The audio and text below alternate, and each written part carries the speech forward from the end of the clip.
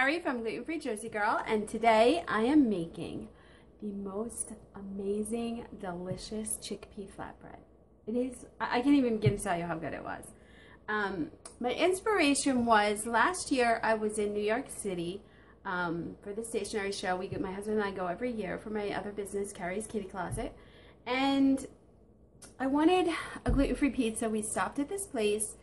And when they served the pizza, it wasn't your traditional gluten-free bread crust. It was actually on a chickpea crust. And it was so good. It was light. It was airy. And I don't know, I was thinking about it the other day, and I just wanted to try to make it. So it is so easy. It's not even funny.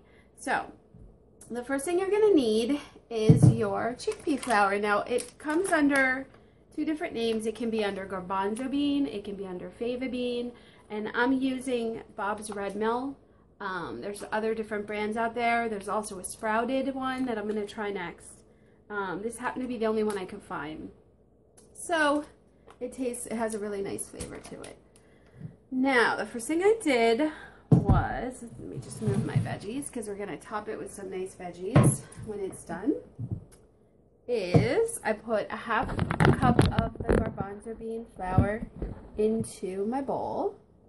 Then I'm going to take 3/4 of a cup of water, preferably warm water, and we're going to stir that up.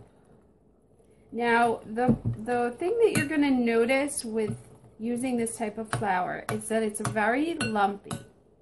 So you're going to have to work with it and stir it a lot and try to get all the bumps out.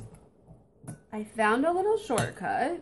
I put it in my Vitamix and it really came out nice and smooth. So let's try that. And it makes it go a lot quicker.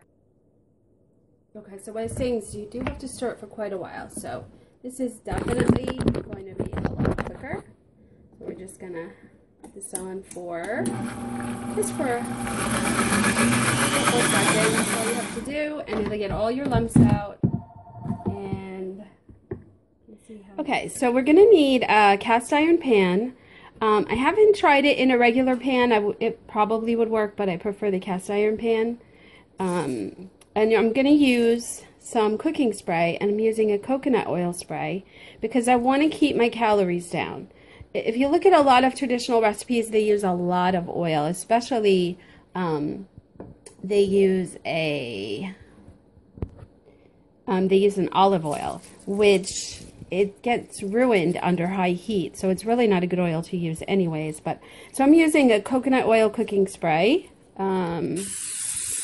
Spray the pan, and I'm going to really generously spray it because it does stick. And then I'm only using a teaspoon of the coconut oil. That way I'm not using, 1/4 of a cup, which is what a lot of the recipes called for. Now we're going to put it in a preheated oven, and I've been heating it at 350, and we're going to let it sit in there until the oil melts and until the pan gets really, really hot. Okay. So while the pan's heating up, I'm going to cut up my vegetables. I'm doing a Swiss chard, some peppers, and some onions in my crust.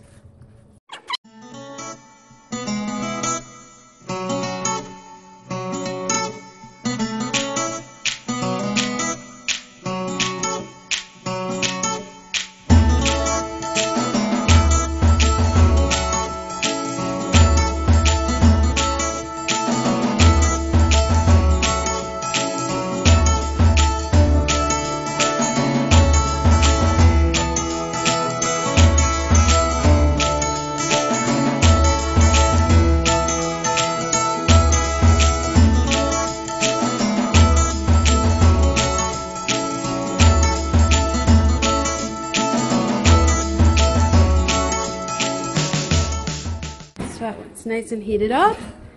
I'm going to take out our pan. And we're going to pour our chickpea mixture right into the pan.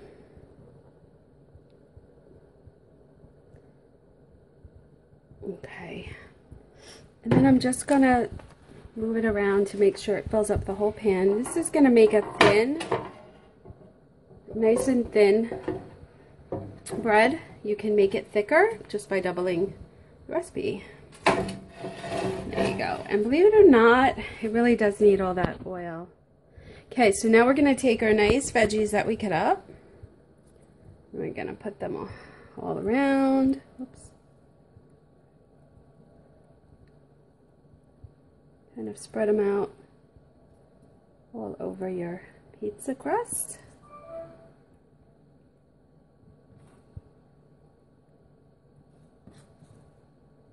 Okay. We'll put some of our Swiss chard.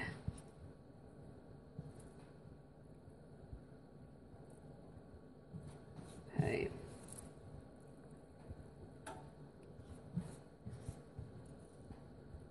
I like a lot of veggies. You can do less if you prefer.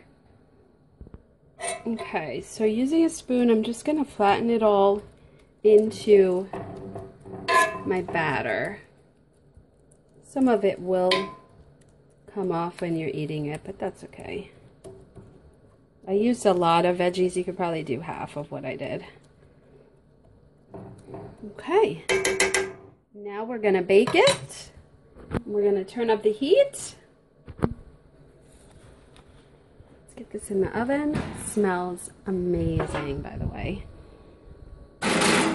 In the oven, and turn it up now to 425, and put our kitchen timer on, and there we go.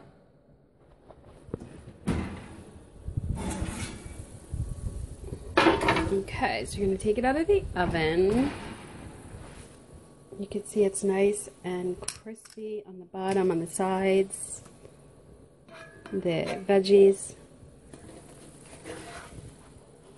There's the bottom of the crust. And the veggies stuck to it. Really nice. Okay. Now I'm going to transfer it. So I'm going to go all the way around. Look at that. It comes right up. That's amazing. I'm just going to transfer it onto my plate. Now, if you wanted to add sauce and cheese to make it more of a pizza taste, then I would recommend leaving it in the pan, adding your sauce to the top, and a little bit of cheese, sticking it back in the broiler just for a couple minutes till your cheese melts, and that's it. That's all you need to do. If you look at how nice and thin this is, look at that.